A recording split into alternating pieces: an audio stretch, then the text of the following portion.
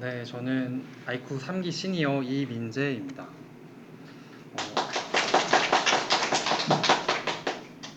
주제는 Practical Guide to Building Successful LLM Product라고 하는 제목의 아티클을 중심으로 발표를 진행하겠습니다.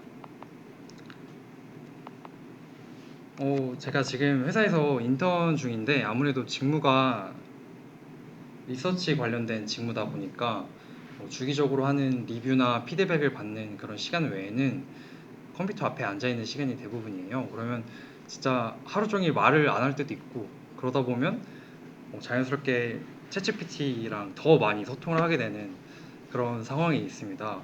그래서 생각해보면 이제 점점 엑셀도 뭐 챗GPT가 뭐 알아서 좀 바꿔주고 데이터 정제도 해주고 하는 거 보면 단순히 리서치 직무뿐만이 아니라 일반적인 사무 직종들도 어쩌면 사람보다도 더 AI와 더 많이 대화를 하는 그런 시기가 생각보다 빨리 올 수도 있을 것 같다라는 생각을 많이 했습니다.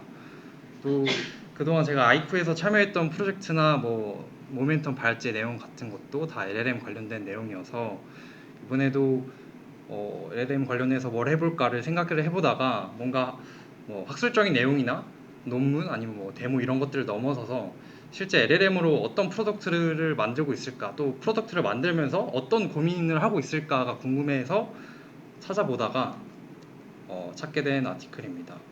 그래서 이 아티클은 오 라일리라고 하는 미국에서 그 컴퓨터 프로그래밍 관련해서 유명한 출판사라고 해요. 여기에 게재된 아티클이고, 저자들은 뭐 빅테크 그 엔지니어부터 뭐 스타트업 엔지니어, 뭐 아니면 그냥 포닥 출신, 이런 다양한 백그라운드의 저자들로 구성되어 있고, 크게 세 가지 측면에서 경험을 공유를 합니다. 그래서 첫 번째 택티컬, 오퍼레이셔널, 스트래터지 이렇게 나눠져 있는데, 저는 택티컬에 좀 초점을 맞춰서 말씀드릴까 합니다.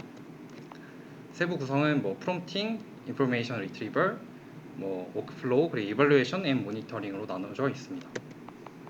먼저 프롬프팅 같은 경우는 일단 과소평가된 측면이 있다고 합니다. 그래서 적절한 프롬프트만으로도 뭐 추가적인 튜닝 없이 원하는 인텔리전스 피처를 구현할 수 있다는 점에서 과소평가된 측면이 있고, 또 과대평가된 측면 같은 경우는 생각보다 그냥 글 쓰는 거지만 잘 작동하는 프롬프트를 만드는 게 정말 엔지니어링이라고도 말할 수 있을 정도로 세밀한 작업을 요구를 하는 일이라고 합니다. 뭐 직접 뭐 여러 번 써보셔서 아시겠지만 원하는 구조를 갖춘 아웃풋을 만드는데 뭐 별다른 튜닝 없이 프롬프트만으로 한다는 게 생각보다 쉽지 않은 일이에요. 그래서 이 아티클에서는 세 가지 그냥 기본적인 테크닉을 말하는데, 뭐 N샷 다 아시겠지만 뭐 예시에 담겨 있는 어떤 컨텍스트를 그 인퍼런스 하는 동안에 스스로 추론을 해서 그 컨텍스트를 바탕으로 해서 다음 인퍼런스에 반영을 하는 그런 테크닉이고, 두 번째는 체인 오브 사웃이라고 해서 추론을 할 때 뭐 단계적으로 생성을 해라 라고 하는 게 뭐 논리적 추론 같은 문제에서 더 성능을 높였다고 하는 그런 테크닉. 그리고 세 번째는 요즘 얘기가 아주 많이 나오고 있는 라그처럼 관련된 컨텍스트를 추가로 주는 그런 세 가지 테크닉을 소개를 하는데, 저자들은 COT에 대해서 되게 막 이거 정말 좋다라고 얘기를 하는데, 최근에 이런 논문이 또 있더라고요. 좀 되게 도발적인 제목의 논문인데, 생각 없음의 연쇄라는 제목입니다. 뭐 어디 저널에 올라온 논문은 아니지만 아카이브에 올라온 논문이지만 봤더니 블록스 월드라고 해서 뭐 어떤 블록이 있으면 그 최종적인 형태의 블록 모양으로 가기 위해서 어떻게 모양을 바꿔야 되는지, 어떻게 위치를 바꿔야 되는지에 대한 그런 데이터셋이라고 해요. 그래서 결과적으로 말씀드리면 특정 문제 유형에 대해서 매우 특화된 그 COT 프롬프트만이 유의미한 성능 향상을 가져왔다고 합니다. 그래서 단순히 그냥 Let's think by think를 추가하는 것만으로 성능 향상을 기대하기 어렵다고 해요. 그래서 많은 사람들이 COT를 하면은 LLM이 알아서 뭔가 문제 해결을 위한 알고리즘을 자체적으로 탐색을 해서 최종 결론을 내는 것처럼 얘기하지만 전혀 그렇지 않다. 그래서 각 도메인이나 유형마다 특화된 COT 제작이 필요하다라고 말을 하는데, 사실상 이거는 저희가 AGI 같은 AI한테 바라는 일이 아니죠. 그래서 이런 문제점이 있는 것 같습니다. 두 번째는 인포메이션 리트리버 같은 경우인데, 뭐 렉시스와 마찬가지로 결국 라그 시스템은 그 검색된 문서의 순위에 영향을 받을 수밖에 없습니다. 검색이 잘 돼서 잘 된 문서를 잘 넣어줘야지 그 관련된 답변이 나오니까요. 근데 사실 라그 하면 굉장히 널리 퍼져 있는 데모 같은 것들은 대부분 인베딩 서치, 뭐 시뮬러리티 서치인데 사실 이 서치가 인베딩 서치가 만능이 아니거든요. 뭐 간단하게 예를 들어서 약어 같은 것만 해도 사실 인베딩 하게 되면 완전 무의미한 그냥 숫자의 나열이 나올 수밖에 없어요. 그래서 IR 그 인포메이션 리트리벌 분야에서 수십 년의 연구 성과들을 잘 활용하는 게 중요하다. 뭐 키워드 서치 같은 알고리즘 같은 것들을 잘 활용하는 것이 중요하다. 그래서 든 예시가 뭐 쇼트 웨이브라고 하는 어떤 그 스타트업의 사례인데 뭐 이런 식으로 검색의 과정을 좀 더 뭐 중간에 쿼리를 다시 리프레이즈 한다던가 아니면 뭐 규칙 기반의 휴리스틱한 리랭킹을 한다던가 뭐 크로스 인코더 구조의 어떤 모델을 사용해서 리랭킹을 한다던가 하는 식으로 검색의 품질을 올리는 것이 중요하다. 그래서 이런 식으로 파이프라인을 구성하면 도움이 된다라는 얘기를 합니다. 또 라그 관련해서 사실 그 제미나이 프로 같은 경우는 컨텍스트 길이가 100만 토큰이잖아요. 그러면 이제 라그 필요 없는 거 아닌가? 그냥 관련된 정보 다 컨텍스트에 때려박고 거기 안에서 계속 인퍼런스를 하면 되는 거 아닌가라고 생각할 수 있는데 사실 이 트랜스포머 기반의 구조는 컨텍스트가 늘어나면 늘어날수록 그 연산하는 데 있어서 시간 복잡도가 뭐 리니어하게 올라간다고 해요. 그래서 코스트 문제 때문에라도 아직까지는 라그가 필요하다라고도 저자들이 얘기를 합니다. 네, 그리고 다음은 워크플로우 관련된 내용인데 아까 내용이랑 좀 겹치지만 결국 싱글 프롬프트로 주기보다는 문제를 잘 쪼개서 멀티 스텝으로 워크플로우를 만드는 것만으로도 성능을 많이 올릴 수 있다. 최근에 뭐 서울에 그 앤드류 응이 왔었잖아요. 거기서 와서도 얘기한 거를 들어보니까 결국 멀티 스텝 워크플로우던데 이런 식으로 문제를 잘게 쪼개서 그 문제를 해결하는 것만으로도 충분히 성능을 올릴 수 있다라는 얘기를 하면서 관련된 요소를 6가지 정도로 정리를 했는데 상세한 내용은 아티클을 직접 보셔도 좋을 것 같습니다. 그래서 결국 멀티 스텝으로 하게 되면 토큰 수가 증가하게 될 텐데 그러면 프로덕트를 만드는 데 있어서 가격적인 면에서 힘든 게 아닌가 하지만 사실 굉장히 빠른 짧은 기간 동안 그 토큰당 가격이 굉장히 빨리 하락하고 빨리 줄어들고 있죠. 그래서 곧 현실적인 수준에 도달할 수도 있다라는 얘기도 합니다. 다음은 이발루에이션과 모니터링 부분인데 뭐 최근에 뭐 G2발, 뭐 LLMS에서 졌지 같은 논문에서 챗GPT-4 수준의 LLM은 뭔가 평가를 하는 데 있어서 사람과의 판단과 상관성 수준이 거의 뭐 사람 간의 상관성만큼이나 좋다라고 얘기를 하는데 사실 현실 세계 문제는 학계에서 사용되는 벤치마크 데이터와는 질적으로 다를 가능성이 있습니다. 그래서 LLM을 ChatGPT-4 같은 모델을 사용해서 그 저칭을 하는 게 이발루에이션을 하는 게 물론 유용하지만 현실 세계에 적용할 때는 조심해야 된다. 그래서 여기서 말하는 최소한의 팁이 LLM한테 뭐 갑자기 0점부터 100점 중에 하나 점수 골라서 평가해줘 라고 하는 것보다는 뭐 2가지 페어와이스를 준 다음에 거기서 비교를 하게 한다든지 또 뭐 기본적으로 그 포지션 바이어스가 있을 수도 있으니까 뭐 컴패리즌을 할 때 랜덤으로 순서를 섞는다든지 뭐 이런 것들을 활용하라라는 팁을 정리를 했습니다.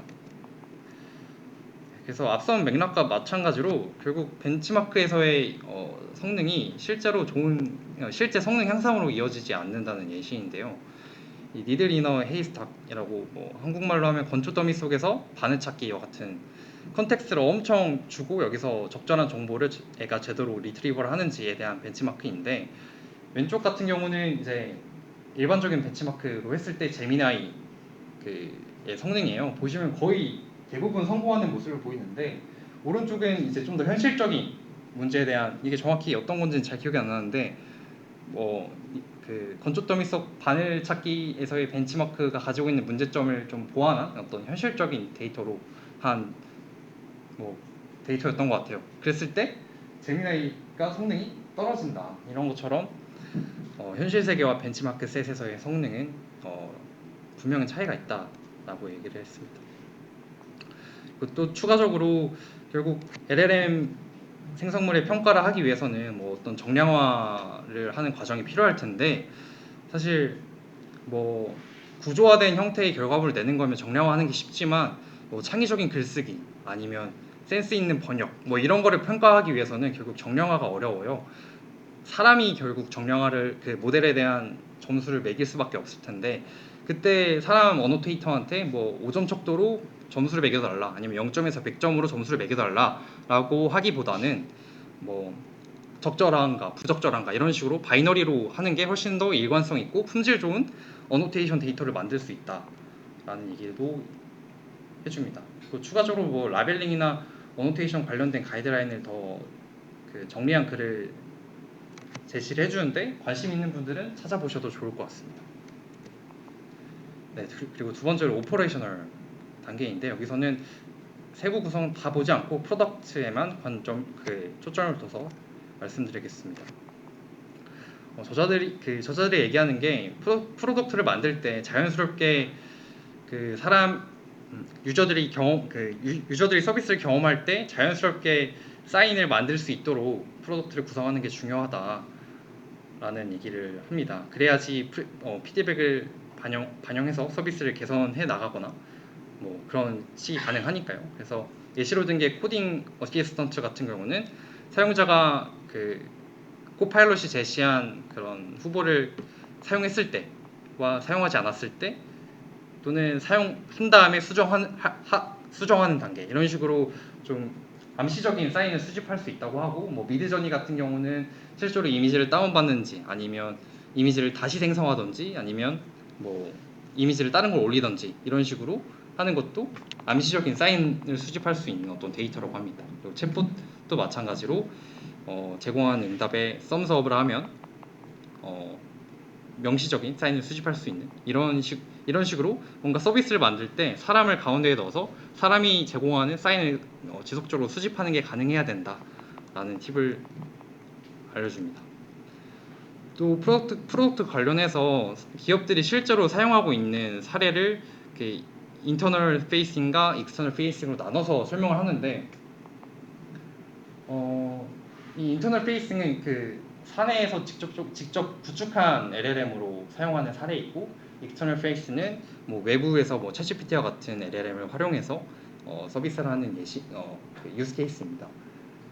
보시면 직접 구축한 모델로는 뭐 문서 요약이라든지 아니면 회사의 어떤 지식을 관리한다든지 이런 식으로 보안에 문제가 있는 경우에는 직접 구축한 LLM을 선호한다는 것을 실제 수치로도 확인해 볼 수 있고 뭐 익스터널 페이싱 같은 경우는 뭐 추천과 같은 좀 틀려도 되는 그런 데서 사용한다라는 것을 수치적으로도 확인해 볼 수 있었습니다. 그리고 마지막으로 스트레러지 부분은 크게 두 개의 초점을 둬서 말씀드리겠습니다.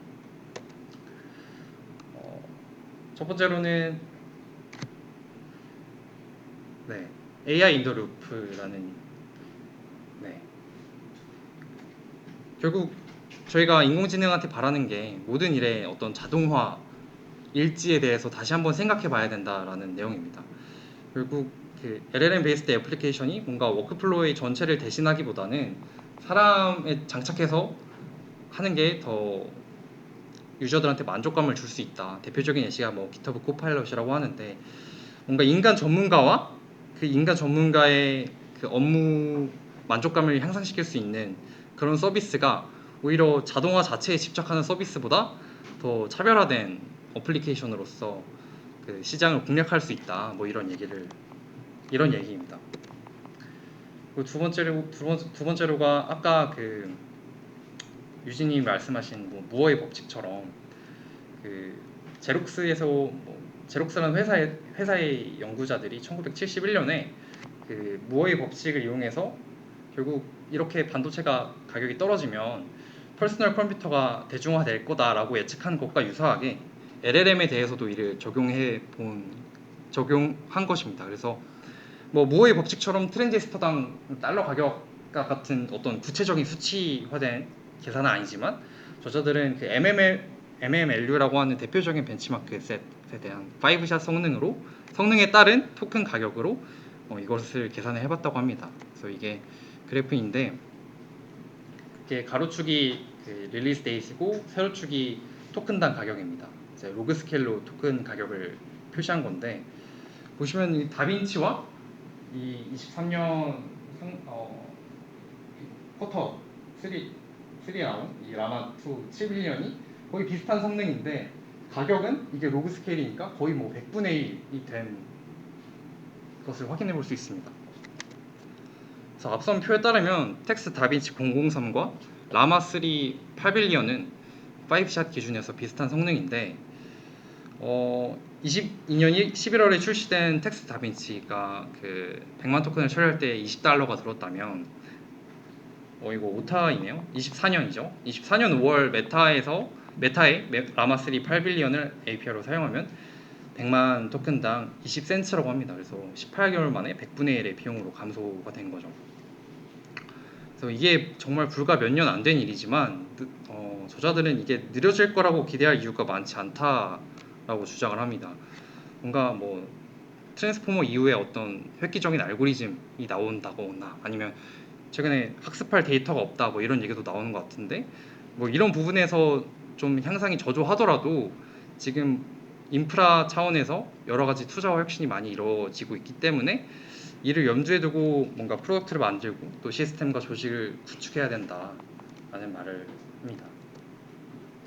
그래서 마지막으로 저자들은 뭐 이제 정말 누구나 단 몇 줄의 코드와 뭐 벡터 DB 아니면 잘 만들어진 프롬프트만으로도 그럴듯한 인텔리전스를 구현할 수 있는 그런 때인데 사실 데모와 실제 프로덕트는 갭이 굉장히 크잖아요. 뭐 심지어 학술에서의 어떤 보고와 현실 세계에서의 문제 해결이 차이가 큰 것처럼 그래서 LLM 베이스드 어플리케이션의 대부분이 이제 1년 차이기 때문에 아직까지 여러 가지 많은 시행착오를 겪을 수밖에 없다.